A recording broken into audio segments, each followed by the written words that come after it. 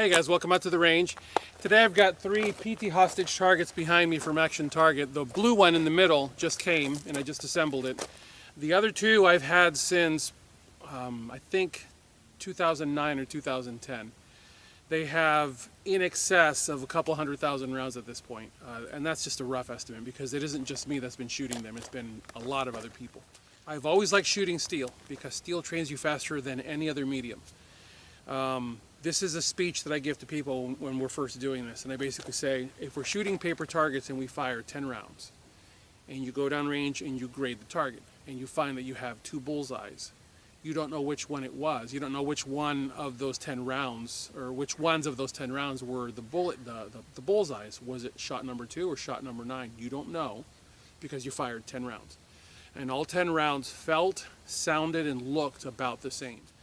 And these particular targets, to me, they are the most effective way to learn to shoot on steel, because not only are you getting the ding feedback of the steel, you're also getting motion.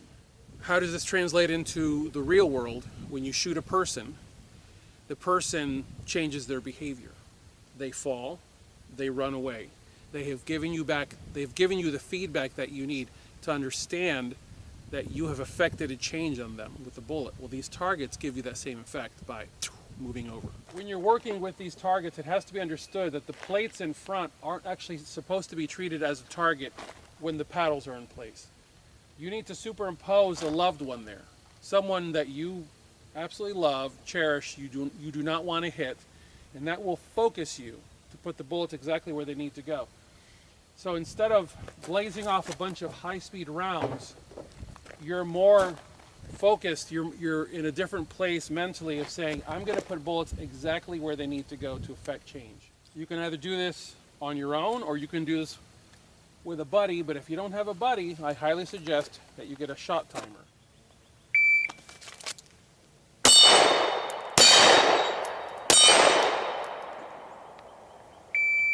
Oh, those are brand new lollipops. They've never taken any hits. The paint coating is very thick and they're not going to want to swing easily for me.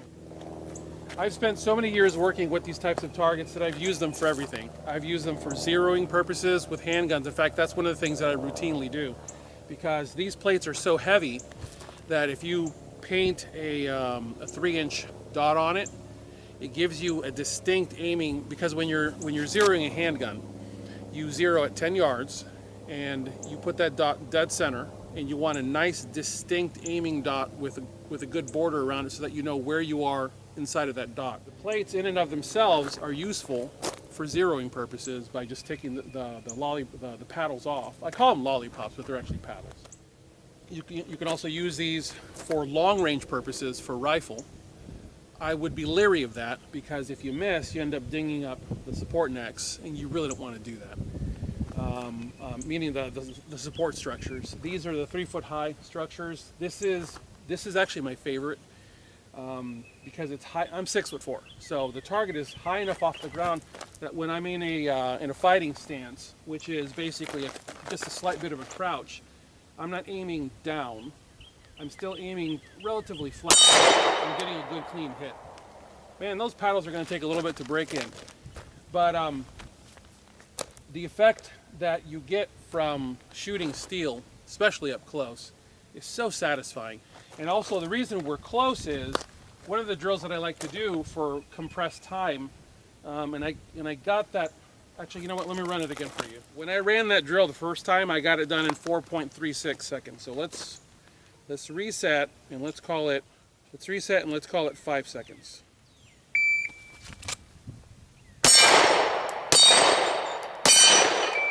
I'm always starting in the middle so that I'm not running a linear drill, so that I'm forced to either go left or right. And one of the things that you can do if you've got a friend with you is when the shot timer sounds and you fire that first round, your friend is going to say left or right. So it throws an extra little layer of stress on it. I got that done in 4.31. And of course, I knew I was going left. I was going to go center, left, far right. But you notice what you get out of it, it isn't bing, bing, bing. It's actually a lot of motion, isn't it? All because I've got multiple targets to work with. if you've got one target, which is what I would suggest you start with. Well, frankly, if you can afford more, get more, but start with one target and set up. Plastic barrels are just the little squashable plastic soccer cones. Say 7 or 10 yards on this side, 7 or 10 yards on this side. And what you do is you just run between them. It's bing and then run, bing and then run back. And what you're getting is, and obviously I would say to you, when you're on this side, shoot the, meaning when the lollipop is on this side, the paddle, sorry. When the paddle is on this side, shoot. Run back to this side and shoot, because if you try to hit it from this side, what you end up with is part of that paddle being occluded by your loved one. Now, of course, this creates more of a challenge. Now I've got to pick off that paddle using the top portion, that top hit, to try to swing it over. And if it doesn't swing over, no big deal. You're at least getting the training of picking off one thing away from another. So that's really what this is about. But as time goes by, I'm going to show you guys more drills. These targets are my favorite. I love shooting steel, and I love shooting reactive steel, because it's one thing to get a ding and it's another thing to get a ding and a motion. And these guys, unlike plate racks and the ones that fall, don't have to be reset. And because you're dealing with a relatively small target, unless you're going to pick off a certain portion of that 6-inch paddle, you never have to paint the paddle. So you never have to paint the paddle, you never have to reset the paddle. That's why that target, these targets, PT Hostage, are my absolute favorite from Action Target. As always, I thank you guys for watching. God bless you all. Get those guns out in practice. Have a good one.